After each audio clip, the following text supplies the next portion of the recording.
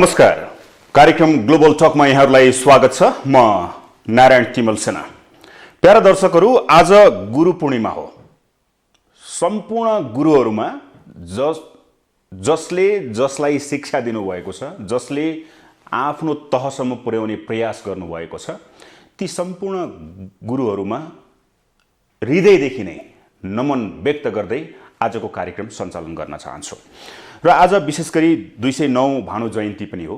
भानुलाई पनि सम्झना गर्दै आजको कार्यक्रमलाई अगाडि बढाउन चाहन्छु। विशेष गरेर 2078 मा आजकै दिन सरकार गठन भयो। करिब 2/3 को सरकारलाई हटाएर 5 दलीय गठबन्धनको सरकार गठन भयो। यो 1 वर्षको अवधिमा यो सरकारले गरेको, गठबन्धनको सरकारले गरेको उपलब्धिहरू, यसका कमी कमजोरीहरू र सँगसँगै नेकपा विभाजन भइसकेपछि जसरी सरकारमा गएका दलहरू, वाम दलहरू छन्, ती दलहरूको उपस्थिति, स्थानीय तहको निर्वाचन र आसन्न निर्वाचनलाई केन्द्रित रहेर आज म कुराकानी गर्नेछु। विशेष गरेर आसन्न निर्वाचन हुनुभन्दा अगाडि अहिले चिनिया कम्युनिस्ट पार्टीका विदेश विभाग प्रमुखको नेपाल भ्रमण जारी छ। यो भ्रमणमा हिजो मात्रै नेकपा एमालेका अध्यक्ष केपी शर्मा ओली र नेकपा एकीकृत समाजवादीका अध्यक्ष लगायतका नेताहरूसँग विदेश विभाग प्रमुखले भेट गर्नुभएको छ। यो भेटले के सन्देश दिन खोजिरहेको छ कि साँच्चीकै फेरि 74 जस्तै वाम दलहरू एक ठाउँमा आउने सम्भावना छ त? यिनै फेरि रहेर आज म कुराकानी गर्नेछु। मसँग हुनुहुन्छ नेकपा एमालेका केन्द्रीय सदस्य, राष्ट्रिय सभा सांसद भगवती नेउपाने र नेकपा एकीकृत समाजवादीका केन्द्रीय सदस्य, नेकपा एकीकृत समाजवादीका नेता दामोदर अर्याल। दुवैजनालाई स्वागत छ।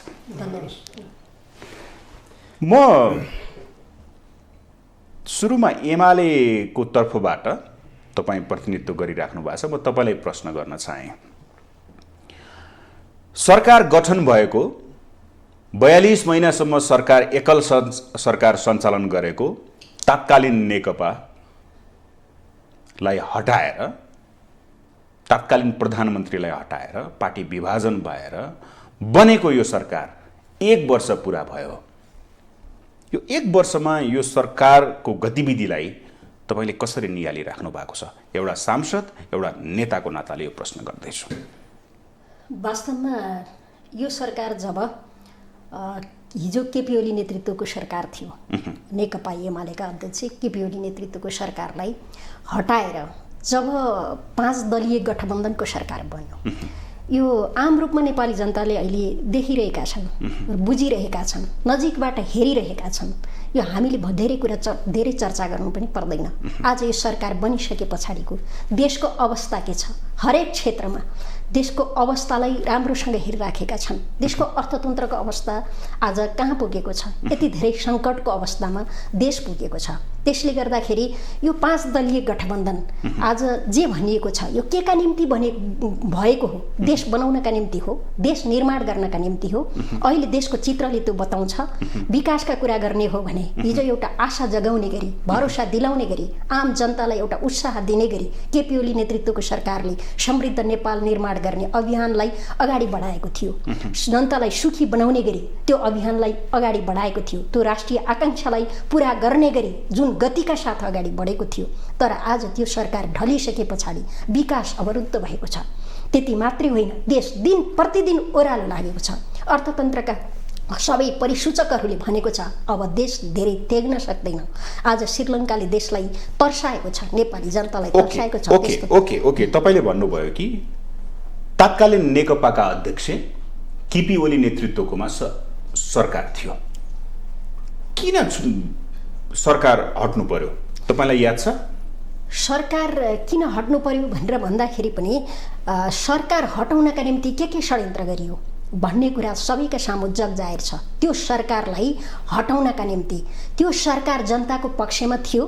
त्यस कारणले गर्दाखेरि अब केपी ओलीको नेतृत्वको सरकार टिकाइराख्ने भनेको त्यो जस चाहिँ केपी ओलीले लिने भए। यद्यपि त्यतिखेर पार्टी नेकपा थियो, नेकपाकै नेताहरूलाई समेत लाग्यो के भने केपी ओलीले मात्रै जस लिने हुनुभयो भन्ने खालको एकदम पार्टीभित्रै एउटा खालको चाहिँ त्यस्तो असहयोग गर्ने खालको स्थिति सिर्जना भयो, पार्टीभित्र विवाद सिर्जना गर्ने खालको स्थिति सिर्जना भयो र कृत्रिम विवादहरू सिर्जना गरियो।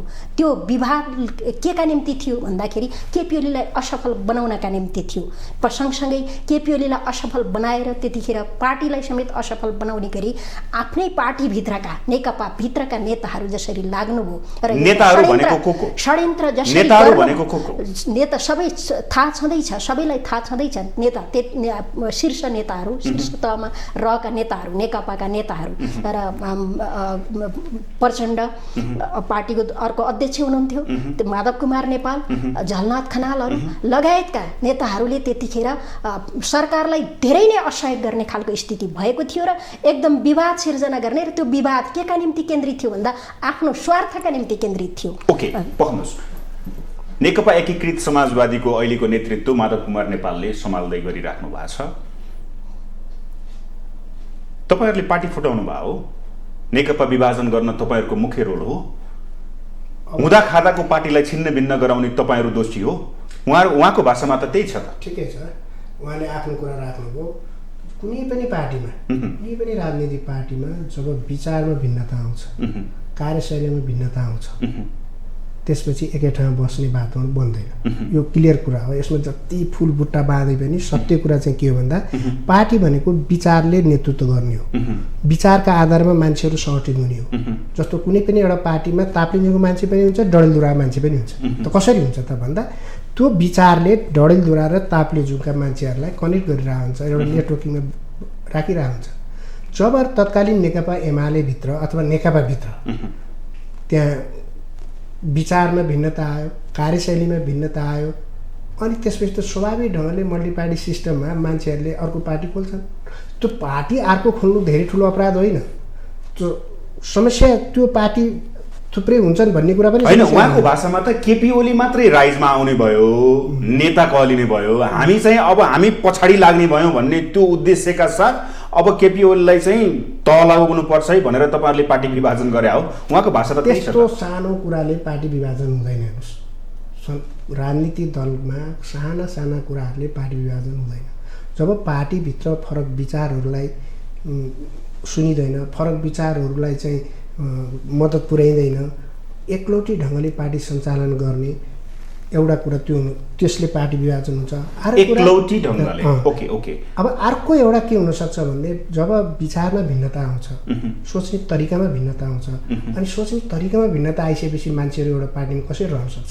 जस्तो म काङ्ग्रेस किन हुन्न भन्दा म काङ्ग्रेसका विचारसँग सहमत छैन। यसको अर्थ मेरो काङ्ग्रेससँग दुश्मनी होइन नि। काङ्ग्रेससँग दुश्मनी राख्दिनँ, किनभने यो लोकतान्त्रिक पार्टी हो। यो नेपालको लोकतन्त्र स्थापनाको लागि काङ्ग्रेसको भूमिका छ, त्यसमा मेरो सम्मान त होला। तर म काङ्ग्रेस किन हुन सक्दिनँ भन्दा काङ्ग्रेससँग मेरा वैचारिक मतभिन्नताहरू छन्। म नेकपा एमाले थिएँ र अहिले नेकपा एमाले छैन। किन छैन भन्दा म नेकपा एमालेको विचारसँग अहिले म सहमत छैन। म एकीकृत समाजवादीको विचारसँग सहमत भएको हुनाले म एकीकृत समाजवादीमा छु। त्यही कुरा माधव नेपालमा पनि लाग्नुहुन्छ।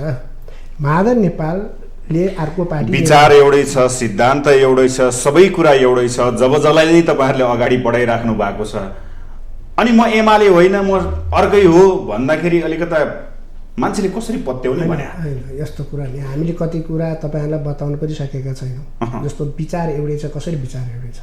हामी लोकतन्त्रलाई संरक्षण गर्नुपर्छ, सम्वर्धन गर्नुपर्छ भन्छौँ। तपाईँहरू जबजलाई मान्नुहुन्छ कि मान्नु? हामी जबजकले आफ्नो कार्यभार पुरा गरिसक्यो, अब जबजको थप विकास गर्नुपर्छ भन्छौँ हामी। जबजका 14 विशेषताहरू जे कुरा हामीले उल्लेख गरेका थियौँ त्यो त अहिलेको संविधानले एड्रेस गरिसक्यो र अब जबजलाई थप विकास गरेर अगाडि बढ्नुपर्छ भन्ने हामी राख्छौँ। हामी त्यस्तो सोचाइ राख्छौँ। तर नेकपा ठिक छ, म एउटा प्रश्न सोध्छु। इगोको कारण नेकपा विभाजन गरे हो, एमाले विभाजन गरे हो? इगोको कारण तपाईँलाई के लाग्छ हो? नेताहरूको इगोको कारण? एक्ज्याक्टली यो मैले अघि नै पनि भने विचारको कुरा गरिराख्नु भएको छ। विचारमा मतभेद हुँदै होइन, विचारमा के डिबेट भयो? जनताको बहुदलीय जनवाद को विषयमा डिबेट भयो, त्यहाँ अरू खालको वादको विषयमा डिबेट भयो, अब कसरी अगाडि बढ्ने वैचारिक हिसाबले भन्ने खालको विषयमा डिबेट भयो। महाधिवेशनले एउटा वैचारिक ढङ्गले एउटा फैसला गरेको थियो। नवौँ महाधिवेशन विचारको मन्थन गर्ने ठाउँ कहाँ हो? महाधिवेशन। त्योभन्दा अगाडि बहस गर्न पर्ने भए स्थिति आयो भने तल तल कार्यकर्तासम्म पनि विचारको बहस गर्न पर्ने थियो। के बहस भयो? बहस भएन नि। डिबेट केमा हुन्थ्यो? डिबेट केमा हुन्थ्यो? भागभण्डाको विषयमा हुन्थ्यो। डिबेट केमा हुन्थ्यो? केपी ओलीले सुन्नु भएन कुरा भनेर भन्ने हुन्थ्यो। अझ खास गरी महाधिवेशनमा दुईटा नेताको बीचमा प्रतिस्पर्धा भएको थियो। एमालेको केपी ओली र माधव नेपालको बीचमा प्रतिस्पर्धा भएको थियो। माधव नेपालले केपी ओलीको अस्तित्वलाई, केपी ओलीको अध्यक्षतालाई, नेतृत्वलाई स्वीकार गर्न आनाकानी गर्नुभयो। उहाँको स्वभावगत समस्या पनि हो। उहाँ धेरै वर्षसम्म 15 वर्षसम्म महासचिव हुनुभएको। त्यसैले अर्को केपी ओली एकपटक मात्रै अध्यक्ष हुनुभएको थियो। केपी ओलीको नेतृत्वलाई स्वीकार गर्न उहाँलाई एकदमै अप्ठ्यारो महसुस भयो। उहाँ चाहिँ एकदम आफै मै हो सुप्रिम भन्ने खालको, मलाई नै सबैले मान्नुपर्छ, मलाई नै सबैले खोज्नुपर्छ भन्ने खालको चिन्तनबाट ग्रसित हुनुहुन्थ्यो। त्यो उहाँको समस्या नै हो। त्यो कारणले गर्दाखेरि चाहिँ उहाँमा त्यो समस्या भयो। यता प्रचण्ड र अब दुईटा अध्यक्ष मिलेर चाहिँ सबै काम गर्ने हो कि भनेर माधव नेपाललाई एउटा आशंकाले काम गरिराखेका थियो। त्यो शङ्का भइराखेको थियो। अब दुईटा अध्यक्ष मिलेर सबै खालका कामहरू गर्ने, म त पछाडि पर्ने हो कि भन्ने खालको। अब दुईजनालाई कसरी चाहिँ फाटो ल्याउने भन्ने खालको एउटा त्यो पर्खाइमा माधव नेपाल हुनुहुन्थ्यो। अब प्रचण्ड पनि अब केपी एकदम एक्लै अगाडि बढ्ने हो कि भन्ने खालको त्यो खालको चिन्तन भयो। एकले अर्कोलाई शङ्का गरेर आफ्नो अस्तित्व कहाँनिर हुन्छ भन्ने खालको, आफ्नो भूमिका कहाँनिर हुन्छ भन्ने कुरालाई एकले अर्कोलाई आशंका गरेर, खास गरी त्यो भागभण्डा कुनै विचारको कुरा होइन। यो बाहिर देखाउनका निम्ति लोकतन्त्रका कुरा गरिएको छ, संविधानको कुरा गरिएको छ। संविधानका कुरा गर्ने कुरा चाहिँ मेरा धेरै कुराहरू, धेरै तर्कहरू, धेरै दलिलहरू पेश गर्न सकिन्छ। अहिले तपाईँको यहाँ छोटो समय छ। मैले छोटो समयमा सबै कुरा भन्न हामी सक्दा पनि सक्दैनौँ। लोकतन्त्रका विषयमा पनि आज र हिजोको कुरा, हिजो गरेका तर्क र आज खेलेका भूमिका, आज गरेका व्यवहारहरू त्यो तुलना गरेर हेरौँ। संविधान बचाउनका निम्ति भनेर जे भनिएको छ, लोकतन्त्र जोगाउनका निम्ति भनेर भनिएको छ, त्यो विषयमा हामी कुरा गर्दै गरौँला। भनाइमा केही सत्यता छ सर? एउटा कुरो म तपाईँलाई अलिकति विगत स्मरण गराउँछु। नेकपाकालीन अवस्थामा दुईटा पार्टीको अध्यक्ष हुनुहुन्थ्यो। एउटा प्रचण्ड हुनुहुन्थ्यो, एउटा केपी ओली हुनुहुन्थ्यो। त्यतिखेरको नौटङ्की तपाईँलाई याद छैन? बैठक नबोलाउने, बैठक बोलाइहाले बैठकमा नजाने, बैठक बोलाउन सचिवालयका सदस्यहरूले निवेदन हाल्नुपर्ने, त्यो एउटा कालखण्ड तपाईँहरू सम्झिनुहोस् त। जब एउटा कुनै पार्टीमा केही समस्या आयो, जस्तो सरकार सञ्चालनमा समस्या आयो, सरकार सञ्चालनमा के समस्या आयो भन्नु होला। म सानो उदाहरण दिन्छु क्या। यस्तो कुरामा धेरै कुरा पनि गर्नु पर्दैन। अहिले अस्तिभर मैले एउटा न्युज पढ्दै थिएँ, नेपालमा दाँत कोट्याउने त्यो सिन्का मात्रै 3 करोडभन्दा बेसीको आयात हुँदो रहेछ भन्ने मैले एउटा न्युज सुनेँ। हामीलाई अहिले त्यो 3 करोड रुपियाँ जोगाउनको लागि दाँत कोट्याउने कारखाना हामीले खोल्नेतिर ध्यान हामीले दिएनौँ। हामीले के गर्यौँ? भूपरिवेष्टित मुलुकमा पानी जहाज ल्याउने, केरुङबाट रेल ल्याउने सपनामा हामी रमाइरहौँ। कम्युनिस्ट पार्टीको उद्देश्य त्यो थिएन। कम्युनिस्ट पार्टीले आधारभूत तहका जनतालाई का समस्यालाई समाधान गर्न र नेपालका पैसाहरू नेपालमा रोजगार जोगाउन, नेपालका रोजगारीलाई वृद्धि गर्न त हामीले अहिले साना घरेलु कुटीर उद्योगहरूलाई प्रोत्साहन दिने कि ठुल्ठुला हवाई सपना दिने। हाम्रो सरकारको कार्य सञ्चालनमा पनि हाम्रो मत भिन्नता रह्यो र हामी त्यो भन्न चाहन्थ्यौँ। तर समस्या के हुन्थ्यो भने तत्कालीन पार्टी अध्यक्ष केपी ओलीले बैठकै राख्नुहुन्थेन। बैठक नराखेका कुराहरू, बैठकमा उपस्थित नभएका कुराहरू त तपाईँहरूको टेलिभिजनले कति समाचार बाँड्छ? यो त साँचो हो नि भगवतीजी। एउटा कुरा के हो भने त्यो अहिले तत्काल गर्ने कुरा के, दूरगामी हिसाबले चाहिँ प्रभाव पार्ने कुरा के होइन, मुलुकलाई कस्तो बनाउने भन्ने विषयमा 74मा वाम गठबन्धन 2/3 करिब जित्यो। त्यसपछि तपाईँहरू एकता गर्नुभयो, नेकपा बनाउनु भयो। किन एकता गर्नुभयो? किन वाम गठबन्धन गर्नुभयो? चुनाव 2/3 तपाईँहरूले जुन आश्वासन जनतालाई बाँड्नु भएको थियो, अब त लगभग अब कम्युनिस्टहरूले नेपालमा 30-40 वर्ष मजाले शासन गर्ने भयो भन्ने थियो। 3 वर्ष 41 महिना नहुँदै तपाईँहरू विभाजन हुनुभयो। किन जोडिनु भएको थियो? किन विभाजन हुनुभयो? के थियो? तपाईँहरूले के भन्छु भने सङ्ख्या बढाउनलाई जोडिनु भएको थियो कि के थियो? एउटा उद्देश्य त थियो होला नि। म एउटा कुरा तपाईँलाई भनौँ, वास्तवमा उहाँले पनि मनभित्रका कुरा भनिराख्नु भएको छैन। उहाँको तपाईँ अहिले डिलिट गर्नु भएको छैन भने सामाजिक सञ्जालमा हेरौँ, केपी ओली नेतृत्वले गरेको, केपी ओलीको सरकारले गरेका कामको तारिफ गर्ने, सबैभन्दा बढी तारिफ गर्ने मध्येको उहाँ एउटा हो। यदि उहाँले आफ्नो सामाजिक सञ्जालमा लेखेका ती सबै कुराहरू डिलिट गर्नु भएको छैन भने, होइन, त्यसो भएको हुनाले उहाँले त्यो आत्माले भन्नुभएको छ भनेर भन्दाखेरि मलाई लाग्छ त्यो मनदेखि भन्नुभएको छैन। त्यसैले त्यति बेला सरकारलाई खोट लगाउने, त्यति बेलाको सरकारलाई म भन्छु, त्यति बेलाको सरकारलाई उहाँले अहिले भन्नु होला खोट लाउने ठाउँ छैन। तर मैले भन्न खोजेको के भने, अब तपाईँले जहाँसम्म भन्नुभएको छ किन गरिएको थियो एकता भनेर, त्यो एकतामा पवित्र भावना थियो। त्यो एकताले चाहिँ एउटा यस्तो सपना देखेको थियो, अब कम्युनिस्ट पार्टीहरू फरक फरक पसल थाप्न जरुरी पनि छैन, धेरै पसल थाप्न जरुरी पनि छैन, धेरै कम्युनिस्ट पार्टीहरूको आवश्यकता पनि छैन। किनभने अब विचारमा, अघि उहाँले विचारको कुरा गर्नुभयो, विचारमा हामी अब मतभेद छैन। किनभने हिजो माओवादीले जुन खालको विचार लिएको थियो, जुन खालको कार्यनीति थियो, सङ्घर्षको स्वरूप जुन खालको अपनाएको थियो, आज चाहिँ त्यो खालको परिस्थिति छैन। माओवादी जब शान्ति प्रक्रियामा आइसके पछाडि अब शान्तिपूर्ण तरिकाले, शान्तिपूर्ण सङ्घर्षको माध्यमबाट अब समाजलाई बदल्ने र समाजवादको स्थापनासम्म गर्ने भनेर माओवादी आइसके पछाडि अब के का निम्ति चाहिँ फरक फरक पार्टी बनाउन पर्यो त भनेर भन्दाखेरि पर्दैन भन्ने भएपछि नेताहरूको बिचमा एउटा खालको होमवर्क गरेर एउटा चाहिँ ढङ्गले एउटा निष्कर्षमा पुग्नु भएको अवस्था थियो। त्यो एकदमै पवित्र उद्देश्यका साथ त्यो कम्युनिस्ट आन्दोलनलाई अझ बढी सशक्त बनाउने र समाजवादको भविष्यलाई निकट ल्याउने, नजिक ल्याउने उद्देश्यका साथ गरिएको थियो। त्यो कुनै एउटा सङ्ख्या थप्नका निम्ति, सङ्ख्या सुन्निएर मोटाउने कुरा ठिक हुँदैन भन्ने नेताहरूलाई त्यतिखेर पनि थाहा थियो। सङ्ख्या थप्नैका निम्ति मात्रै पार्टी एकता गर्नुपर्छ भन्ने उद्देश्य हुँदै होइन। उद्देश्य एकदम चाहिँ राम्रो थियो, उद्देश्य एकदम पवित्र थियो, तर त्यो टिक्न सकेन, दुर्भाग्य थियो। एकल निर्णय, उहाँले भनेअनुसार एकल निर्णय बढी हाबी भयो हो केपी ओलीमा। म तपाईँलाई एउटा कुरो बताउँ, हामीले सरकार बनायौँ होइन, सरकार बनाइसकेपछि सरकारले हाम्रो साधन स्रोतलाई ध्यानमा राखेर, जस्तो म तपाईँलाई उदाहरण दिउँ, बुटोलदेखि नारायणघाटको सडक कति वर्षदेखि त्यो बिजोग छ र म बढ्दै जाँदा त्यही बाटो हिँड्नुपर्छ होइन। म त्यो बाटो हिँडेर म पीडित भइरहेको छु, आम जनता पीडित भइरहेको छ। अब त्यतिखेरको प्रधानमन्त्री के भन्नुहुन्छ, त्यो बाटो बनाउनुतिर उहाँको छिटो बाटो बनाऊ, त्यसलाई चाहिँ छिटो लगानी गरौँ, अझ पैसा थपौँ, अलिक फास्ट काम गर्नुतिर उहाँको ध्यान छैन। उहाँ चाहिँ हरेक भाषणमा रेल, केरुङदेखि रेल र पानी जहाजभन्दा केही पनि भएन। म सुरुवाती दिनमा उहाँले भनेको सही हो, मेरो अहिले पनि वाल हेर्नुभयो भने मैले केही पनि डिलिट गरेको छैन, म डिलिट गर्दैन। मैले केपी ओलीको सरकार, एमालेको सरकार, त्यो मेरो सरकार, एमालेको सरकार होइन, नेकपाको सरकार होइन, मैले प्रोत्साहन गरेकै हो। साना साना राम्रा कुरा कहीँ फेला परेछ भने पनि सरकारलाई सपोर्ट होस् भनेर म वालमा लेख्थेँ, म आर्टिकलहरू लेख्थेँ होइन सरकारको पक्षमा। त्यो मैले प्रोत्साहन गरेको। यसबाट पनि के थाहा हुन्छ भने, लेखेँ मैले, यसबाट पनि के थाहा हुन्छ भने हामीले केपी ओलीको सरकारलाई, तत्कालीन नेकपाको सरकारलाई हामीले असहयोग गरेको होइन भन्ने कुराको ठुलो उदाहरण त मै होइन र। तर जब उहाँ एकदम हवाई कार्यक्रममा रमाउन थाल्नुभयो, उहाँ एकदमै त्यो हाम्रो साधन स्रोत, हाम्रो आर्थिक अवस्थालाई केही ध्यान नदिएर, तपाईँलाई थाहा छैन विराटनगरमा के अरे पानी जहाजको कार्यालय खोलेको? हाम्रो भूपरिवेष्टित देश हो, हामीसँग समुद्र जोडिएको छैन, हाम्रो प्रायोरिटी अहिले पानी जहाज होइन। हाम्रो देश हेर्नुहोस्, समथर भूभागमा पनि तपाईँ एक्सपर्टलाई बोलाएर यहाँ सोध्नुहोस्, एकछिन मैले सिद्ध्याउँछु, एक्सपर्टलाई बोलाएर यहाँ सोध्नुभयो भने नेपालमा मात्र होइन संसारभरि नै रेलको सेवा भनेको महँगो सेवा हो, त्यो थेक्न सक्दैन।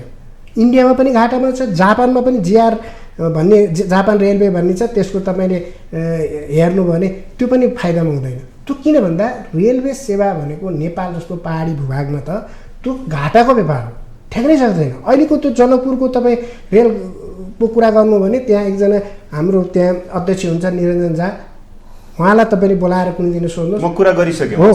उहाँ तपाईँलाई सत्य बताउँ यो कुरा, कति उहाँले सत्य बताउनु भएन, चलाएन भने 10 लाख घाटा हुन्छ होइन, चलायो भने चाहिँ 7 लाख घाटा हुन्छ। त्यति एउटा सानो रुटमा पनि भनेपछि नेपालको सन्दर्भमा रेलवे सेवा भनेको हावादारी योजना हो। मैले विकासको विरोध गरेँ होइन।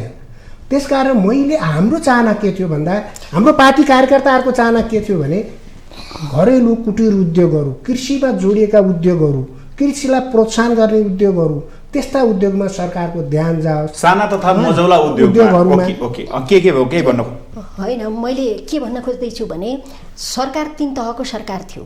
3 तहको सरकारलाई काम के गर्ने भन्ने कुरा चाहिँ संविधानले परिभाषित गरेको छ। प्रदेशले कस्ता योजनाहरू अगाडि बढाउने, स्थानीय तहले कस्ता योजनाहरू अगाडि बढाउने, सङ्घले राष्ट्रिय गौरवका आयोजनाहरू सङ्घले अगाडि बढाउने भनेर भन्ने थियो।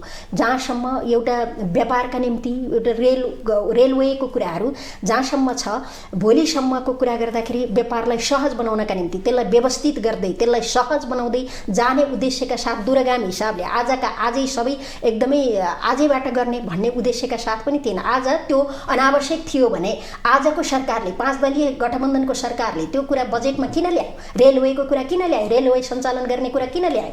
त्यसलाई किन नकार गर्न नकारेन? त्यसो भए हुनाले मैले भन्न खोजेको के हो भने दुईटा उहाँले उठाउनु भएको कुरा के छ भने एउटा साना साना उद्योगहरू त्यतिखेरको भिजन केपी ओलीले सार्वजनिक गरेका कार्यक्रमहरू हेर्नु पर्यो, अध्ययन राम्रोसँग गर्नु पर्यो। गाउँ गाउँमा उद्योगहरू सञ्चालन गर्ने कुराहरू, प्रदेश स्तरका उद्योग सञ्चालन गर्ने कुराहरू त्यतिखेर जब एउटा ग्राम उद्योग सञ्चालन गर्ने गरी जब अभियान चाहिँ सुरु गर्नुभयो, हस्पिटल गाउँ गाउँमा हस्पिटल, पालिकामा हस्पिटलहरू चलाउने कुराहरूदेखि लिएर त्यति धेरै चाहिँ विकासका आयोजनाहरू जुन कुरा अहिलेको सरकारले त्यतातिर छुँदै छोएको छैन। कटौती अझ धेरै योजनाहरू त कटौती गरेको छ। अहिलेको सरकारले गरेको छ नि हावादारी योजना त अहिले देश एकातिर सङ्कट एकातिर छ। अहिले चाहिँ काठमाडौँबाट 1 घन्टामा चितवन पुग्न सकिने गरी चाहिँ बनाउने, बाटो बनाउने, सडक निर्माण गर्ने भन्ने जस्ता हावादारी योजनाहरू अहिलेको सरकारले ल्याएको छ। न त्यो कार्यान्वयन हुन सक्छ। मैले एउटा अर्को मात्रै मैले भन्न खोजेको कुरा के हो भने एउटा उहाँले बैठक राख्न आनाकानी गर्नुभयो, बैठक राख्न निवेदन हाल्न पर्यो आदि इत्यादि कुरा गर्नुभएको छ नि।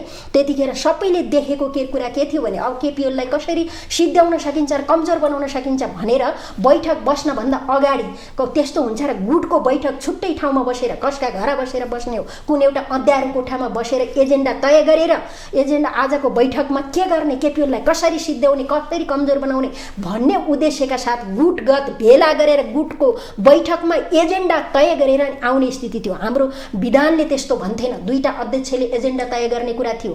यद्यपि सचिवालयको सल्लाह लिनुपर्ने स्थिति थियो। हाम्रो चाहिँ त्यतिखेरको मकसद के थियो त्यस्तो थिएन नि त। अनि एजेन्डा बाहिर बसेर अँध्यारो कोठामा बसेर तय गर्ने, गुटका भेलाहरू दिनदिनै गर्ने, दिनका 2 पटक 3 पटक भेला गर्ने र अप्ठ्यारो पार्ने गरी केपी ओलीलाई बैठक राख भनेर चाहिँ बाध्यकारी स्थिति सिर्जना गर्ने। बैठक राख्ने आवश्यकता त 2टा अध्यक्ष बसेर सल्लाह गरेर सचिवालयसँग पनि आवश्यक परामर्श गरेर बैठकको एजेन्डा तय गर्ने हो नि त।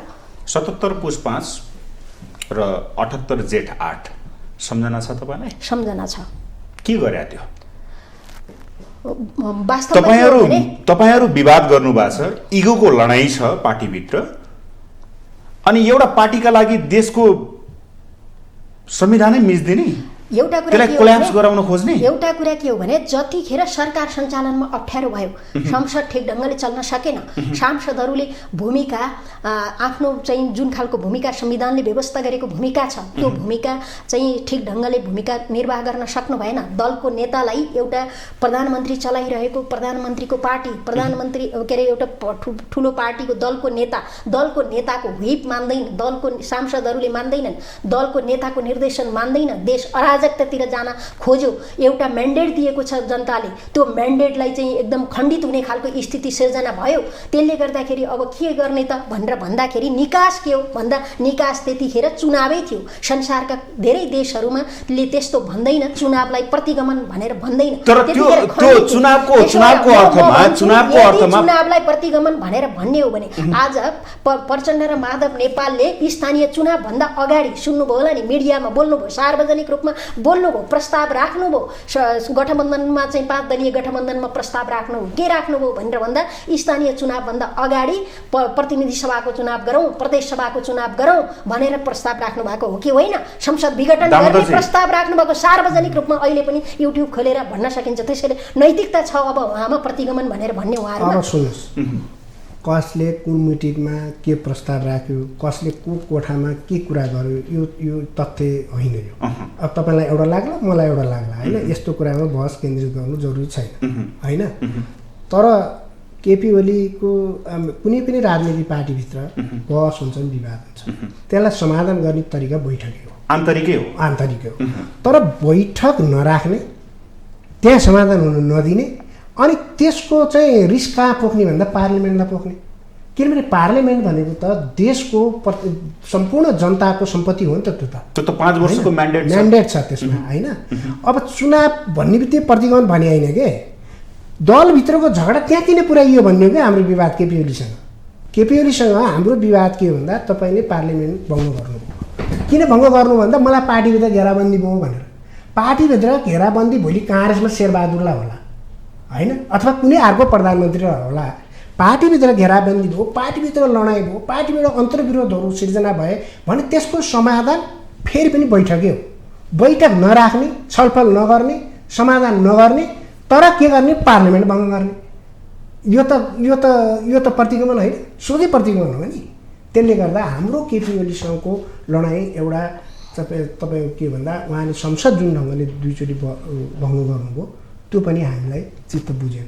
त्यसकारण अहिले सुरुमा तपाईँले सोध्दै हुनुहुन्थ्यो नि पार्टी किन विभाजन भयो भनेर। यो कसैको इगोको लडाइँ होइन। इगोको लडाइँ भए माग नेपाल र केपी ओलीको होला। एकीकृत समाजवादीको पक्षमा यत्र हजारौँ मान्छे जुन नाम लागेका छन् त्यो सबैको इगो हो त होइन नि त। उनीहरू पनि हेरिरहेछन्। अहिले आम जनतालाई तपाईँले कार्यकर्ताभन्दा तल नठान्नुहोस्, हरेक आम जनताले पनि हेरिरहेछ। यो ठिक गरिरहेछ कि, यो बेठी गरिरहेछ कि, यो पार्लिमेन्ट भङ्ग गएको ठिक हो कि होइन। चुनाव कस्तो बेला घोषणा गर्ने, जतिखेर तपाईँको नेपाल के अरे घरबाट बाहिर निस्किने बेला थिएन, कोरोनाले व्याप्त थियो।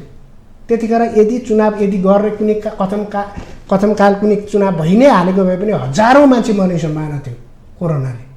त्यसले गर्दा कोरोना कालमा मेरो पार्टीभित्र झगडा पऱ्यो, त्यसकारण यो संसद भङ्ग गर्नु पऱ्यो भन्ने केपी कमरेडको जुन दलिल थियो नि त्यो गैर संवैधानिक छ, अलोकतान्त्रिक छ र कम्युनिस्ट आन्दोलनले र कम्युनिस्ट विचारले अस्वीकार गर्ने खालको त्यो एउटा उहाँले घटना घटाउनु भएको छ।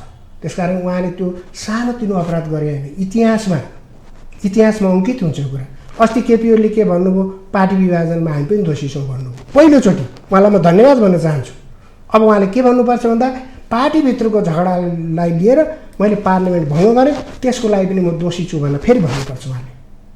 यो उहाँले भन्नुहुन्छ नि, किनभने अस्ति त भइसक्नु भयो त, पार्टी विभाजनमा म पनि दोषी छु भनेर त उहाँले सार्वजनिक ढङ्गले भन्नुभयो। त्यसकारण उहाँलाई हामीले धन्यवाद भन्नै पर्छ। अहिलेसम्म नस्वीकारेको कुरा मैले अघि भनेको कुराको उत्तर उहाँले दिनुपर्छ।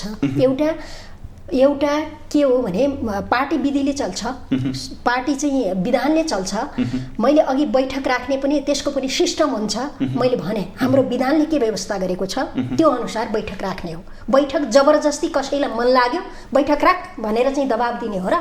कसैलाई मन लाग्यो बैठक राख भनेर दबाब दिने हो र? हामी बैठक राख्न चाहिँ प्रेसर गर्नुपर्छ भनेर चाहिँ 2-4 भाइ बसेर एउटा अँध्यारो कोठामा बसेर बैठक राख्न दबाब दिने हो र? बैठक राख्न बसेर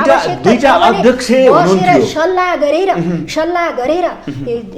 चाहिँ सरकार सञ्चालन गर्ने विषयमा अरू पार्टीका अरू यावत विषयमा छलफल गर्न पर्ने आवश्यकता भयो। त्यसले गर्दाखेरि बैठक राख्न पर्ने भयो भनेर त 2टा अध्यक्ष बसेर त्यसलाई निष्कर्षमा पुर्याएर बैठक राख्ने, अरू आवश्यक छलफल गरेर सचिवालयका नेताहरूसँग पनि छलफल गरेर गर्ने हो। त्यतिखेर केपी ओलीलाई अप्ठ्यारो पार्न भनेर केपी ओलीलाई सरकारबाट पनि बहिर्गमित गर्ने, पार्टीबाट कम्युनिस्ट आन्दोलनबाट 2 पटक त पार्टी सदस्यबाट कारबाही गरेको छ केपी ओलीलाई।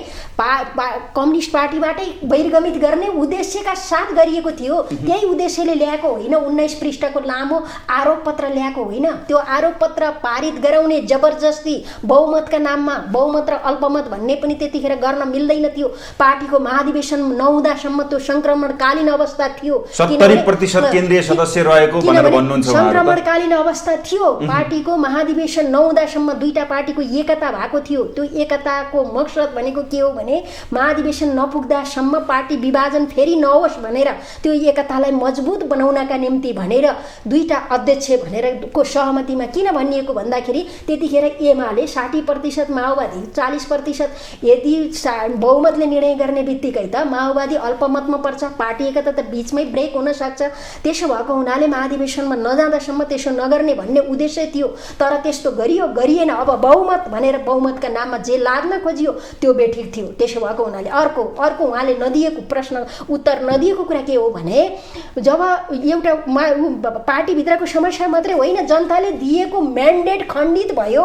सरकार सञ्चालन गर्न जुन खालको म्यान्डेट दिएका थिए, 2/3 चाहिँ एउटा कम्युनिस्ट पार्टीका नाममा दिएका थिए, त्यो चाहिँ खण्डित हुने स्थिति भयो। सरकारलाई चाहिँ हटाउने, जबरजस्ती रूपमा हटाउने, प्रधानमन्त्रीलाई जबरजस्ती रूपमा हटाएर एउटा दक्षिणपन्थीसँग सहकारी गर्ने दक्षिणपन्थी शक्तिसँग जो आज गरेको छ, हामीले हिजो बुर्जुवा शक्ति भन्यौँ, हामीले हिजो नव उदारवादी भनेर भन्यौँ, हामीले हिजो पुँजीवादी शक्ति भन्यौँ, त्यसको नेतृत्व गर्ने काङ्ग्रेसलाई, दलाल पुँजीवादको प्रतिनिधिको नेतृत्व गर्ने काङ्ग्रेसलाई सत्ता सुम्पेर नेता मानेर जाने खालको स्थिति, त्यसलाई रोक्नका निम्ति गरिएको थियो।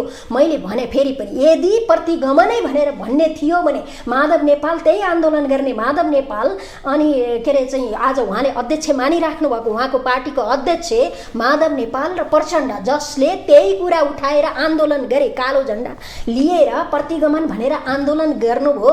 अनि आज उहाँहरूले नै संसद विघटन गरौँ भनेर प्रस्ताव किन राखेको त? संसद विघटन गरौँ, प्रतिनिधि सभा र प्रदेश सभाको चाहिँ चुनाव गरौँ भनेर किन भनेको त? पैसा बोल्नु र गर्नुमा त फरक भयो नि। पहिला त स्थानीय तहकै निर्वाचन भयो नि। त्यो त प्रेसर चारैतिरबाट। बोल्नु र गर्नु भनेको के भने बोल्ने भनेको गरे बराबर। उहाँहरूले सके त, सकेको भए त गर्न त्यही खोजेको होइन, गर्नका निम्ति राखेको होइन त्यो प्रस्ताव, गरौँ भनेर राखेको। उहाँहरूले गर्ने राखेको प्रस्ताव चाहिँ चारैतिरबाट चाहिँ यो सम्भव छैन, यो संवैधानिक होइन भनेर भनिसकेपछि, संविधान बमोजिम छैन भनेर विज्ञहरूले भन्न थाले, पार्टीले नेकपा एमाले त्यसको नेतृत्वै गरेर चाहिँ एकदम दबाव सिर्जना गर्यो। त्यसपछि चारैतिरबाट सबैले, यो संविधानविदहरूले पनि यो चाहिँ असंवैधानिक हुन्छ भनेर भनिसके पछाडि स्थानीय तहको निर्वाचन पहिला तोकेको हो नि त।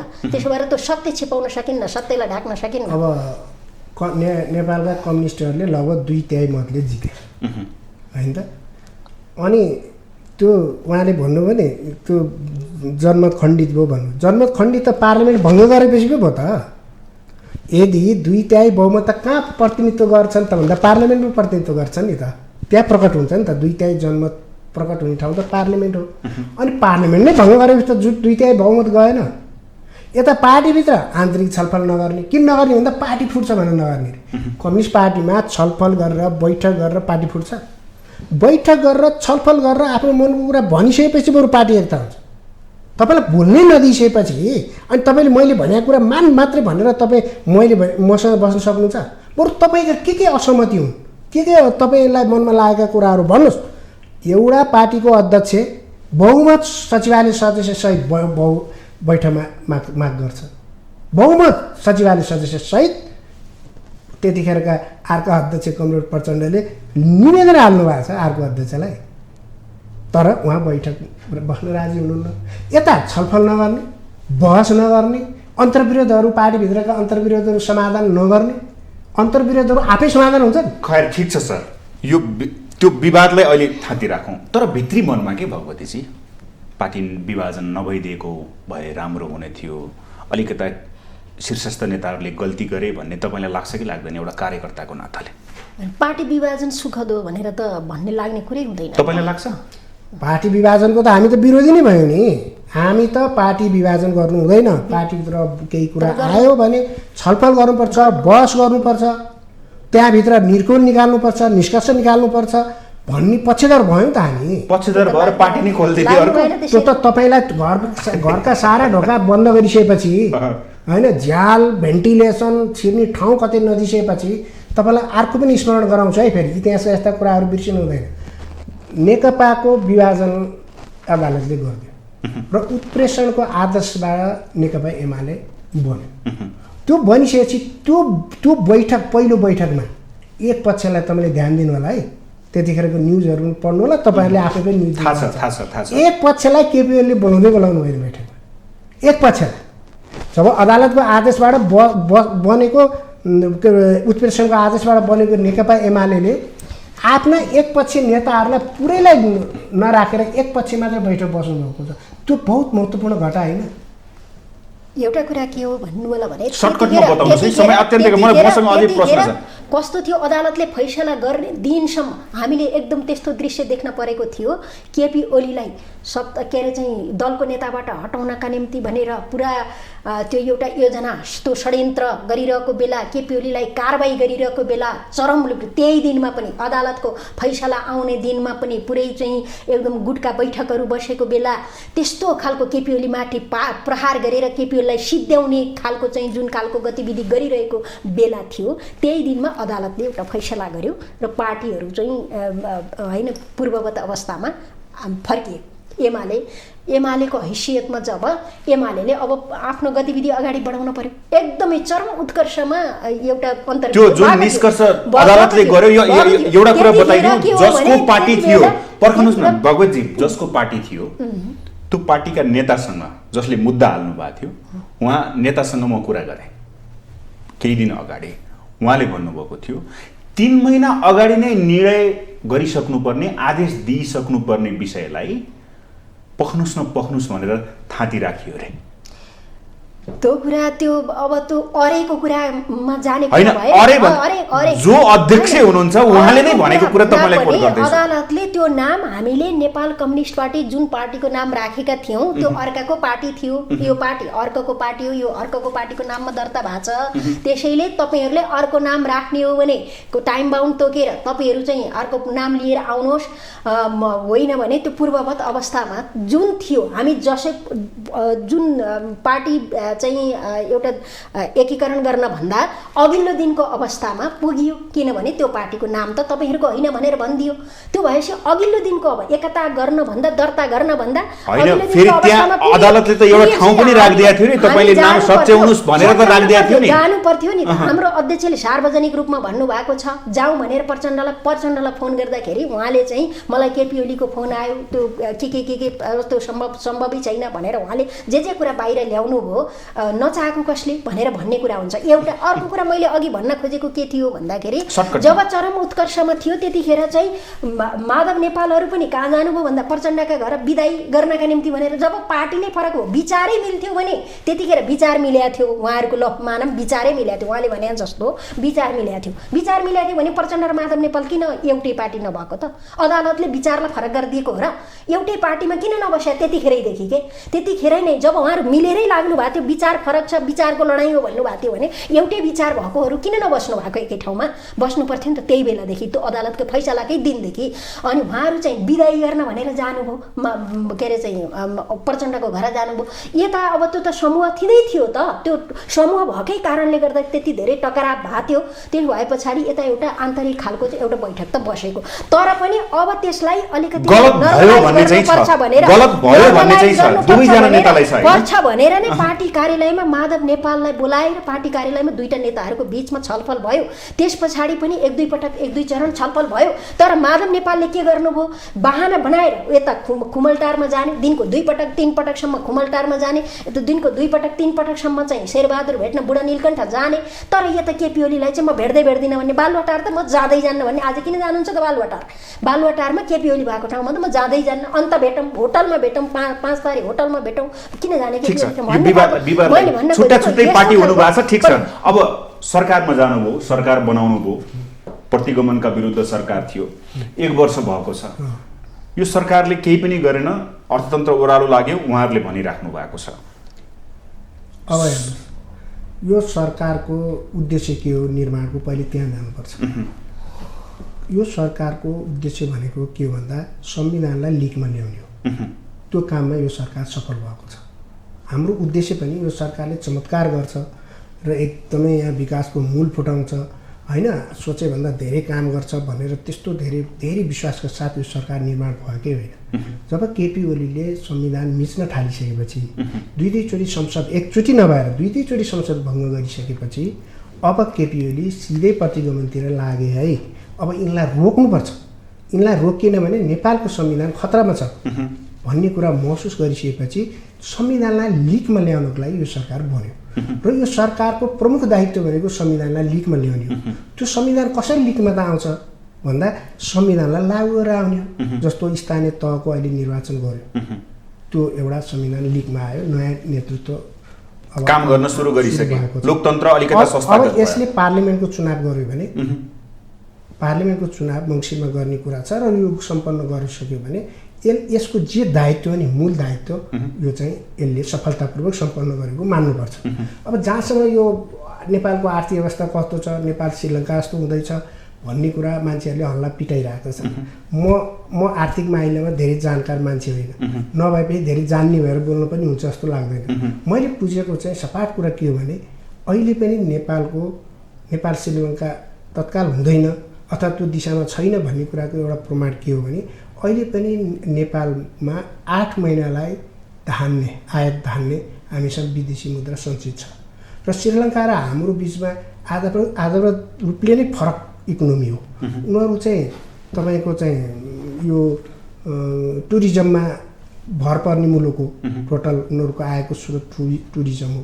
तर हाम्रो चाहिँ विदेशी मुद्राको आएको यो रेमिटेन्स हो एउटा, अनि टुरिज्म त भन्दा पनि रेमिटेन्सबाट हाम्रो धेरै पैसा आउँछ र त्यो आइरहेकै छ र हाम्रो चाहिँ खेतीपाती हुने मुलुकभित्रै पर्छ। भनेपछि तपाईँको बुझाइमा सरकार चाहिँ जुन उद्देश्यमा सरकार गठन भयो गठबन्धनको सरकार, यो सरकार सफल छ। अब आफ्नो संविधानलाई लिकमा ल्याउने मामिलामा सफल छ। संविधानमाथि 5वटा हात मिलेर प्रहार भएको छ, आक्रमण भएको छ। कसरी? पहिलो यो सरकार गठन हुने जुन खालको स्थिति हो, सरकार अदालतबाट परमादेशबाट जारी भयो। परमादेशबाट यदि संवैधानिक रूपमा त्रुटि थियो भने, संसद विघटन त्रुटि थियो भने संसदमा पठाउनु पर्थ्यो होला नि त। संसदले बनाउने हो कि अदालतले बनाउने हो? परमादेश जारी गरेर पछि त उहाँले विश्वासको मत लिनुभयो नि, हैन र? परमादेश जारी गरेर प्रधानमन्त्री गर्ने कुरा नै नियुक्ति थियो। अनि व्हिप जारी गर्न मिल्छ? दलीय व्यवस्थामा व्हिप जारी गरेर के अरे व्हिप लाग्दैन भन्न मिल्छ? पार्टीहरूको व्हिप लाग्दैन भनेर मिल्छ? त्यो निर्दलीयता होइन, त्यहाँनिर त्रुटि भयो। अर्को कुरा, जे कुरा उठाउँदै आयो, यहाँ संविधानमा आक्रमण भयो, यो विषयमा भयो, यो विषयमा भयो, यो विषयमा भयो भनेर हिजो जे भनिएको थियो, आज त त्यो सबै कुरा वाहियात कृत्रिम रहेछ भन्ने कुरा त छर्लङ्ग भएन र? के कुराले भएन? पार्टी विभाजन सम्बन्धी, दल विभाजन सम्बन्धी अध्यादेश हिजो के भनिएको थियो?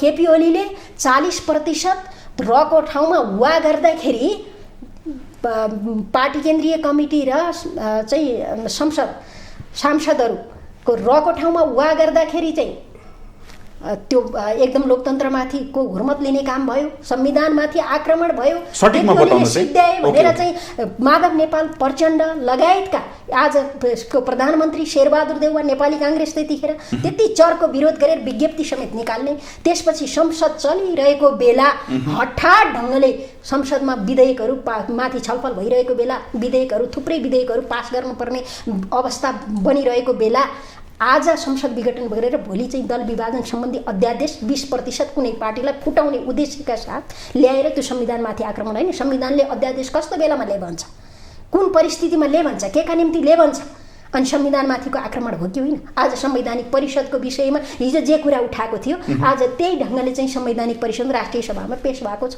अनि यो संविधानमाथिको आक्रमण हो कि ट्र्याक त त्यही छ त? त्यस्तो होइन।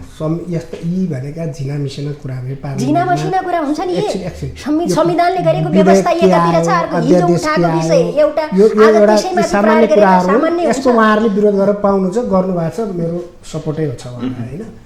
संविधानमाथिको आक्रमण भनेको चाहिँ के हुन्छ भने नि, त्यो यस्ता झिना मिसाना कुराले निर्धारण गर्दैन। संविधानमाथि आक्रमण भनेको पार्लिमेन्टमा आक्रमण गर्छ। कुनै पनि तानाशाली, याद गर्नु होला है तपाईँले, कुनै पनि तानाशाही मनसुबा जब राख्यो भने सबभन्दा पहिले हान्ने भनेको पार्लिमेन्टलाई हो, संसारभरि नै। जस्तो तपाईँले देख्नु भएन, अदालतबाट परमादेश जारी गरेर संसदमा व्हिप लाग्दैन भनेर यो पार्लिमेन्टलाई हानेको होइन, केलाई हानेको? अब सांसदहरूलाई व्हिप लाग्दैन। जस्तो राजा महेन्द्रले पनि यहाँ आफ्नो तानाशाही व्यवस्था स्थापना गर्नका लागि पार्लिमेन्ट हानेका थिए।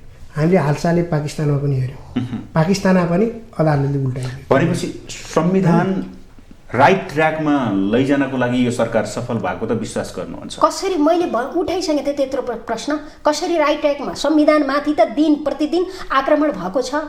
संविधान जब प्रतिनिधि सभाको 5 वर्ष कार्यकाल, स्थानीय तहको 5 वर्ष कार्यकाल, स्थानीय तहको निर्वाचन, संवैधानिक परिषदको कुरा गरेँ नि मैले, सभामुखले मुद्दा दायर गर्नु भएको छ। त्यही के अरे अहिलेको सम्माननीय सभामुखले मुद्दा दायर गर्नु भएको छ हिजो केपी ओलीले ल्याएको अध्यादेशलाई। आज त्यही कुरा चाहिँ राष्ट्रिय सभामा पेश भएको छ। अनि कसरी अदालतले फैसला गर्ला नि त, पर्छ नि त्यसमा कसरी किन? कसरी अनि अदालतले फैसला गर्न भन्दा अदालतलाई त मान्नु पर्यो नि। भनेपछि त यो सरकार पनि त तपाईँहरूले प्रतिगमन गर्यो भन्ने ट्र्याकमै तपाईँहरू पनि त्यही प्रतिगमनमै जाने हो त। अर्थतन्त्रको कुरा पनि गर्दै थिएँ है मैले। अर्थतन्त्रको कुरा उहाँले भने जस्तो होइन। आज अर्थतन्त्रको सबै परिसूचकहरू हेरौँ न, सूचकहरू हेरौँ न। महँगीको कुरा गर्ने भने सबभन्दा अहिले एकदमै महँगी उच्च जोखिममा भनेर भन्ने होइन, यो सरकारबाट एउटा कुरा अनि अर्को शोधनान्तर बचत हिजो केपी ओलीले नेतृत्व गरेको दिन छोडेको दिन शोधनान्तर बचत 110 अर्ब थियो। आज शोधनान्तर चाहिँ घाटा कति छ भन्दा झन्डै 3 खर्ब घाटा छ। व्यापार घाटा आज 25%ले चालु आर्थिक वर्षको 11 महिनामा 25%ले बढेर 15 खर्ब 77 अर्ब 33 करोड चाहिँ आज व्यापार घाटा छ। वैदेशिक मुद्रा सञ्चितको कुरा गर्ने हो भने 8 महिना होइन 5 महिनालाई पुग्ने वैदेशिक मुद्रा सञ्चित छ। दिन प्रतिदिन ओह्रालो लागिराखेको छ। यस्तो खालको आज विदेशमा पैसा जाने कुरा गर्ने हो भने 60 अर्ब त पढ्नका निम्ति भनेर विद्यार्थीहरूले यही चालु आर्थिक वर्षको 11 महिनामा 60 अर्ब विदेशिएको छ। अहिले अर्थतन्त्र कसरी ट्र्याकमा ल्याउने भन्ने खालको स्थिति छ। यस्तो बेलामा कसरी कमिसन आउँछ, कहाँबाट कमिसन आउँछ, त्यो प्रहरीलाई चाहिँ हात हतियार गोलीगट्ठा खरिद गर्न किन पर्यो, यतिखेर 1 अर्ब किन लगानी गर्न पर्यो, यस्ता ध्यान चाहिँ कहाँनिर छ। ठुला व्यापारीहरू कसरी पोस्न सकिन्छ, नीतिगत भ्रष्टाचार कसरी गर्न सकिन्छ। अर्थमन्त्रीको कुरा त धेरै कुरा भन्नै परेन, तपाईँहरू सबैलाई थाहा भएकै कुरा। यति ठुलो गम्भीर अपराध चाहिँ अर्थमन्त्रीले गर्नुभयो, जघन्य अपराध गर्नुभयो। विदेशबाट आयात गरिएको चाहिँ एउटा वस्तु यहाँ जब नेपालको उद्योगहरू सुकाउने हिसाबले नेपालकै उद्योगहरूले चाहिँ निर्माण गरिराखेका छन्, उत्पादन गरिराखेका छ। त्यही सेनिटरी प्याडको कुरा गर्ने हो भने 30 करोड चाहिँ नेपालकै उद्योगहरूले के अरे चाहिँ उत्पादन गरिराखेका छ। 3 करोड आवश्यकता हो, 90 करोडसम्म उत्पादन गर्न सक्छ भनेर भनिराखेका छ। अनि विदेशबाट 90% छुट गरेर शेरबहादुर देउवाको छोराको व्यापारलाई फस्टाउनका निम्ति चाहिँ त्यसो गरिएको छ। भने पछाडि अहिले कहाँनिर ध्यान छ भन्दाखेरि कहाँबाट लुट्न सकिन्छ, कहाँबाट कमिसन खान सकिन्छ, कहाँबाट भ्रष्टाचार गर्न सकिन्छ। त्यसो भएर आज सरकार उहाँहरूलाई थाहा छ शेरबहादुर देउवा कहाँको चाहिँ अग्रगामी एकदम। तर एउटा कुरा तपाईँहरू म पार्टीको कुरा गर्दैछु।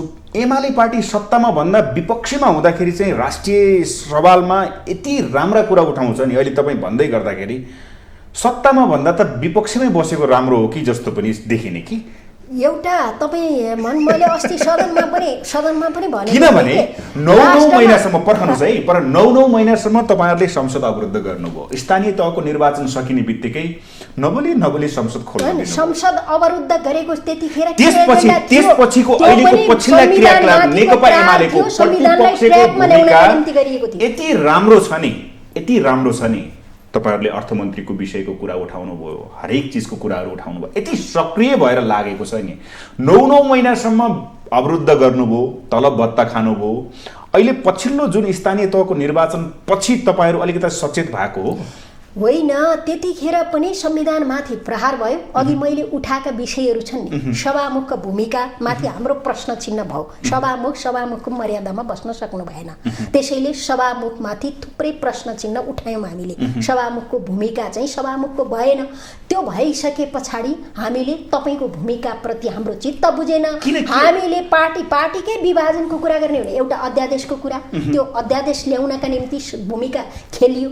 अर्को कुरा गर्ने हो भने हाम्रो पार्टीले दलका सांसदहरूले अनुशासन तोडे भने, अनुशासन उल्लङ्घन गरे भने सम्बन्धित दलले कारबाही गर्न पाइन्छ, त्यो व्यवस्था छ भनिसकेपछि हिजो माओवादीहरूलाई चाहिँ कारबाही गरेको माओवादी जो हाम्रै पार्टीमा रहनुभयो, टोपबहादुर रायमाझीहरूको सांसद पद फुस्कियो होइन। आज चाहिँ हामीले कारबाही गरेको सांसदहरूलाई अर्को चाहिँ पार्टी दर्ता गर्नका निम्ति पनि सहयोगी भूमिका खेल्नुभयो।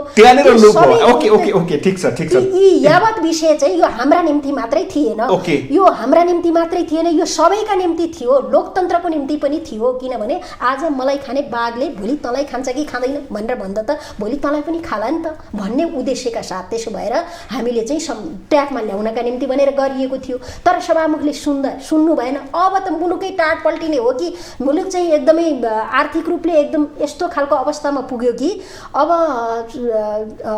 यो मुलुकको संवेदनशीलतालाई पनि हेक्का गर्न पर्ने हो कि भनेर हाम्रा एजेन्डा दर्ज भएका छन्। हामीले आवाज उठायौँ, हामीले सङ्घर्ष गऱ्यौँ, हामीले आन्दोलन गऱ्यौँ, इतिहासले पनि पुष्टि गर्ला त्यो कुरा जायज थियो भनेर। तर अब चाहिँ हामीले संसद चल्न दिएर मुलुकका यावत समस्याहरूको विषयमा चाहिँ अब उजागर गर्नुपर्छ भन्ने उद्देश्यका साथ संसद सञ्चालन गर्न दिएको। केही पनि अर्थ नलाइकन खुरुक्क संसद खोल्न दिनुभयो स्थानीय तहको निर्वाचनको परिणाम नसुनिएपछि कान बन्द गरिसके पछाडि जस्तो उहाँहरूले सर्लक्क त्यो खोल्नै पर्थ्यो। किन खोल्नु पर्थ्यो भन्दा उहाँहरूले जे मुद्दा उठाएर चाहिँ 9 महिना अवरुद्ध गर्नुभयो नि त्यो विषय त अदालतमा छलफल भइरहेछ नि, अदालतमा बहस भइरहेछ नि।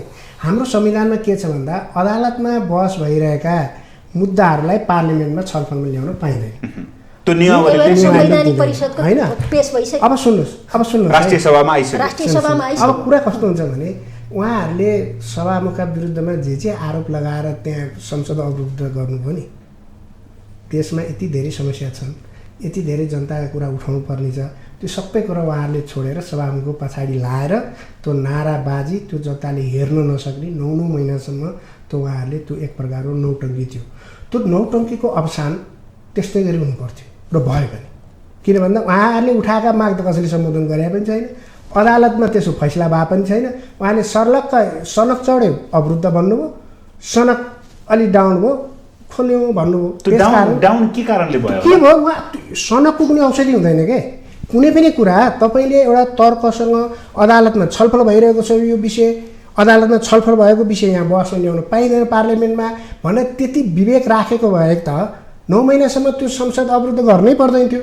उहाँले त्यो विवेक प्रयोग गर्नु भएन, त्यो पढ्नु भएन, त्यो प्रावधानलाई हेर्नु भएन। अब केपी कमान्डलाई लाग्यो होला बन्द गरौ भन्नुभयो, बन्द भयो। केपी कमान्डलाई कुन दिन लाग्यो खोल्नुहोस् भन्नुभयो, खोल्नुभयो। जस्तो अहिले पनि पार्टी विभाजन गर्यो, के माधव नेपालले पार्टी विभाजन गर्यो, यसो गर्यो उसो गर्यो, चौट्यो के भयो, बहुत धेरै कुराहरू त यस बिचमा हामीले सुन्यौँ नि त। किनभने केपीहरूलाई त्यो लागेर उहाँले त्यही कुरो भन्न लगाउनु भयो, आफू पनि भन्नुभयो। फेरि अहिले केपीओले अस्ति भर्खर के भन्नुभयो, पार्टी विभाजनमा त हामी पनि दोषी छौँ है भनेर उहाँले स्वीकार गर्नुभयो। भनेपछि त अब जे कुरा गलत उहाँले हिजो भनिरहनु भएको थियो आज उहाँ सच्याउने ठाउँमा आइपुग्नु भएको छ। जस्तो पार्लिमेन्टको अवरुद्ध पनि उहाँले सच्याएकै हो, त्यो उहाँलाई धन्यवादै भन्नुपर्छ। जस्तो पार्टी विभाजनमा मेरो पनि भूमिका छ है भन्ने कुरा जुन स्वीकार गर्नुभयो त्यसमा पनि हामीले धन्यवाद भन्नुपर्छ।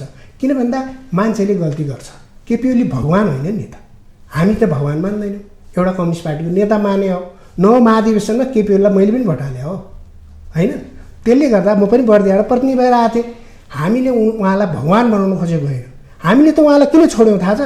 हामीले अध्यक्ष बनायौँ, भोट हाल्यौँ, सडकमा हेर्छौँ त आई लभ यु केपी बा, आई लभ यु केपी वा भन्ने एउटा अचम्मको जमात हिँडिरहेको देख्छ। कम्युनिस्ट पार्टीको नेतालाई जय जयकार गर्ने रथमा कति तपाईँ फुटेज हेर्नु न, रथमा बसेर पुरै घोडा गाडीले तानेर त्यो हेर्दै यो अचम्मको सिनेरी देखिन्छ नि। एउटा कम्युनिस्ट पार्टीको नेतालाई नसाउने कुरा त्यति मात्र होइन, म त अचम्म कहाँ परेको थाहा छ? मैले भोट हालेर अध्यक्ष बनाएको कमरेड केपी ओलीको बालुवाट प्रधानमन्त्री हुँदा बालुवाटार निवासबाट रथयात्रा ठोरी पुग्यो। रथयात्रामा पहेँलो कपडा लगाएर एकदम मेरो एकदम अनन्य मित्र हुनुहुन्छ हाम्रो के अरे हामीसँगै पढेका हौँ भानुभक्त ढकाल, उहाँ त पहेँलो कपडा लगाएर ट्रकमा हनुमानको मन्दिर समातेर मूर्ति समातेर युवा सङ्घका अखिलका मान्छेहरू नेताहरू पहेँलो वस्त्र लगाएर हनुमानको त्यो ट्रकमा त्यो लाइभ हेरेको थिएँ मैले। अनि मैले भने ओहो यो त कम्युनिस्ट पार्टीको नेता, हामीले बनाएको नेता, हामीले बनाएको पार्टीका नेताहरू आज रामनामी ओढेर होइन हनुमान र रामका फोटा प्रधानमन्त्री कार्यालयबाट त्यहाँ उहाँले उद्घाटन गरेर पठाउनु भयो बडा राम्रोसँग। अनि उहाँमा जब वैचारिक हिसाबले टोटल विचलन आयो, मार्क्सवाद लेनिनवाद र हामीले भनेको जनताको बहुदलीय जनवादले जे कुरा भन्छ त्यो कुराबाट उहाँमा गम्भीर प्रकारको विचलन आएको जब हामीले ठम्ब्यायौँ, एक उहाँ छलफल गर्नुहुन्न, एक पार्लियामेन्टलाई सिद्ध्याउनुहुन्छ, त्यता आइसक्यो, होइन? त्यता आइसक्यो, त्यता नजाउँ। उहाँको यो धार्मिक धर्मप्रतिको उहाँको जुन एउटा जुन अचम्मको आस्था अहिले त भारतमै पनि राम कहाँ जन्मिया भनेर मान्छेले छलफल गर्न छाडिसके। त्यहाँको सर्वोच्च अदालतले रामको जन्मभूमि अयोध्या हो भनेर भनेन, फैसला गरेन। कहाँ राम जन्मिया भन्ने उहाँ त बहस गरेर छोडिसके। त्यो बहस केपी कमरेडले कहाँ ल्याइदिनु भन्दा नेपालमा ल्याएर राम चाहिँ छोरीमै जन्मिया हो, मलाई पक्का थाहा छ। एउटा कुरा के हो भन्नु होला भने केपी ओलीले नयाँ कुराको बहस सुरु गरिदिनु भयो, नयाँ बहस सुरु गर्नुभएको छ। त्यो अध्ययनको विषय बन्छ। बरु ज्ञानको भण्डार चाहिँ कति रहेछ भनेर सबै जनताहरूले भन्ने गर्छन्। केपी ओलीसँग ज्ञानको भण्डार कति रहेछ भनेर बहस नयाँ नयाँ कुराको दलिल पेश गर्नु धार्मिक कुराको विषयमा नेताहरू मुस्लिमको कार्यक्रममा जानुहुन्छ, मुस्लिमको बनेर चाहिँ कार्यक्रममा सहभागी भइदिनुहुन्छ, त्यही वेशभूषामा हिन्दूहरूको कार्यक्रममा जानुहुन्छ, त्यही वेशभूषामा चाहिँ नेताहरू चाहिँ हिन्दूको कार्यक्रममा गएर भाषण गरेर आउनुहुन्छ, जनजातिका कार्यक्रमहरूमा जानुहुन्छ, जनजातिको वेशभूषामा गएर कार्यक्रममा। हाम्रो बहुधर्म बहुसंस्कृति बहुभाषा बहुसंस्कृति भएको देश हो। नेताहरूले धर्मप्रति आस्था राख्नेहरूप्रति गरेको सम्मानलाई यस्तो धावा बोल्ने हिसाबले चाहिँ प्रस्तुत हुने कुरा बेठिक छ। एउटा एकदम छोटोमा बताइदिनु, समय अत्यन्तै कम भयो। त्यही त धावा बोल्ने कुरा बेठिक छ। अर्को अब धेरै कुराहरू आइसक्यो होइन। यो ओके ठिक छ। मैले अलिकति भन्न खोजेको कुरा के हो भने सर्टकटमा दुई लाइन जस्तो अहिले आर्थिक सङ्कट छ, मुलुक व्यथित भइरहेछ, महँगी बढेको छ भनेर उहाँले पनि उठाउनु भयो। कतिपय कुराहरू उहाँले उठाएको कुरामा म पनि सहमति व्यक्त गर्छु र तपाईँ हामी सबैको एउटै कुरा के हो भन्दा देशमा महँगी बढेको छ र हाम्रा आर्थिक परिसूचकहरू पनि नकारात्मक छन् भन्ने कुरा त सही हो। यस्तो गम्भीर सङ्कटको बेलामा प्रतिपक्षी दलको नेता कामरेड केपी ओलीको फुटेजहरू तपाईँले देख्नुहुन्छ, स्नुकर खेलिरहेको, चित्र बनाइरहेको, मादल बजाइरहेको। यो उहाँ त अहिले गम्भीर ढङ्गले चिन्तन मननमा लाग्नुपर्ने बेला होइन। केपी ओली सुन्नु न, सत्ता पक्षले प्रतिपक्षलाई बोलाएर यस्तो गम्भीर बेलामा गम्भीर परिस्थितिमा कसरी समस्या समाधान गर्न सकिन्छ भनेर बैठक आयोजना गर्ने कसले हो? सत्ता पक्षले हो कि होइन? सरकारले हो कि होइन? बैठक बोलाउनु पर्छ कि पर्दैन? व्यक्तिगत जीवन हुँदैन मान्छेको? कहिले यसो खेल्ने कुनै एउटा व्यक्तिगत प्राइभेट यति धेरै सङ्कीर्ण हुन्छ हुँदैन। त्यसो भएर जहाँसम्म बा आई लभ यु भन्ने कुरा छ, बा आई लभ यु भनेर हामीले विधानमा प्रतिवेदनमा हाम्रा दस्तावेजमा लेखेका छौँ, त्यो हुनुपर्छ भनेर युवाहरूले भने, आस्थाले भने, कतिपय युवाहरूले भने, सडकमा भने। तर त्यो कुरा उत्पाद हो, एकदमै ठुलो कुरा हो। प्रतिको आकर्षण सुन्नु न, जान्दैनन्, उनीहरूलाई पनि छ, युवाहरूलाई पनि छ। समय सकिसक्यो। दुईजनालाई मेरो संयुक्त प्रश्न छोटोमा उत्तर दिनु होला। अहिले चिनिया विदेश विभाग प्रमुख, चिनिया कम्युनिस्ट पार्टीका विदेश विभाग प्रमुखको अहिले भ्रमण भइराखेको छ। तपाईँका शीर्षस्थ नेताहरूसँग भेट गर्नुभएको छ। मत मिल्नेसँग चाहिँ मन मिलाउँदाखेरि राम्रो हुन्छ भन्ने उहाँहरूको आशय। फेरि 74 जस्तो वाम एकता हुने सम्भावना देख्नुहुन्छ कि देख्नुहुन्न? तपाईँको नजरमा एकदम क्लियर बताइदिनुहोस् त, सर्टकटमा हुन्छ हुँदैन? पार्टीको विदेश विभाग प्रमुख उहाँ 1 महिना अगाडि जस्तो हुनुभएको हो। त्यसो भएर उहाँ चाहिँ आफ्नो मित्र भर्खर विदेश विभाग प्रमुख भइराख्दाखेरि आफ्नो चाहिँ मित्र राष्ट्रलाई भेटघाट गरौँ, त्यहाँका पार्टीहरूलाई भेटघाट गरौँ, त्यहाँका सरकारसँग भेटघाट गरौँ भन्ने उद्देश्य राखेर आउनुभएको भन्ने मैले बुझ्छु। पार्टीहरूका सबै पार्टीका नेताहरूसँग, कम्युनिस्ट पार्टीका मात्रै होइन सबै पार्टीका नेताहरूसँग भेटघाट गर्नुभएको छ। त्यो मैत्रीपूर्ण भेटघाट हो, त्यो सद्भावका निम्ति, सुमधुर सम्बन्धका निम्ति, विकासका साझेदार उहाँको भ्रमणको विषय एकताको कुरा गर्ने भने सम्भावना नभएको राजनीतिमा केही पनि हुँदैन। तर एकता कस्तो भने चुनाव अगाडि अब यो आउने चुनाव अगाडि एकता हुन्छ भन्ने कुरामा त मलाई विश्वासै छैन। तपाईँको विचार? जस्तो अहिले चिनिया विदेश विभागको प्रमुख आउनुभयो, हाम्रो पार्टीको नेता कमरेड झलनाथ खनाल, कमरेड माधव नेपाल लगायत हाम्रो भेट्नु भएको छ, त सबैलाई थाहा छ। सम्भावना छ कि छैन? र उहाँको भ्रमण र यहाँ वाम एकताको बिचमा कुनै तालमेल छैन। किन भन्दा उहाँले हामीलाई वाम एकता गर भनेर भन्ने पनि होइन र उहाँले इनकेस झुकेर भनिहाल्नु भएछ भने पनि उहाँको कुरा हामीले मान्ने पनि होइन। किन भन्दा विचारका हिसाबले हामी चिनिया कम्युनिस्ट पार्टीसँग नजिक हौँ, तर नेपालको सन्दर्भमा हामीले नै डिसिसन गर्ने हो। अब जहाँसम्म वाम एकताको कुरा हो, यदि वाम एकता के का लागि भन्ने कुरा होइन, त्यता नजाउँ, हुन्छ कि हुँदैन, सम्भावना छ। त्यो सम्भावना त अहिले भगतजीले भन्नुभयो नि, राजनीतिमा त अनन्त सम्भावना छ। तर अहिले मैले देखेको चाहिँ कुरा के भन्दा हिजोको सरकार किन असफल भयो, हिजोको सरकारले किन काम गर्न सकेन भन्ने कुराको चाहिँ छिनोफानो नगरिकन त्यस्तै प्रकारको एकता गरेर त्यस्तै प्रकारको सरकार निर्माणको कुनै अर्थ छैन। त्यसकारण हिजो कसले मिस्टेक गरे, गल्ती गरे, त्यो सबै समीक्षा आउनु पर्यो होइन। समीक्षा नत्र जनताले पनि भोट हाल्दैन नि त। हस् त, धेरै धेरै धन्यवाद। उहाँ हुनुहुन्थ्यो नेकपा एकीकृत समाजवादीका केन्द्रीय सदस्य नेता दामोदर अर्याल र राष्ट्रिय सभा सांसद, नेकपा एमालेका राष्ट्रिय सभा सांसद, केन्द्रीय सदस्य भगवती न्यौपाने। हवस् त, आजको लागि कार्यक्रम ग्लोबल टक यति नै। सम्पूर्ण टिमसहित मलाई पनि आज्ञा दिनुहोस्। नमस्ते।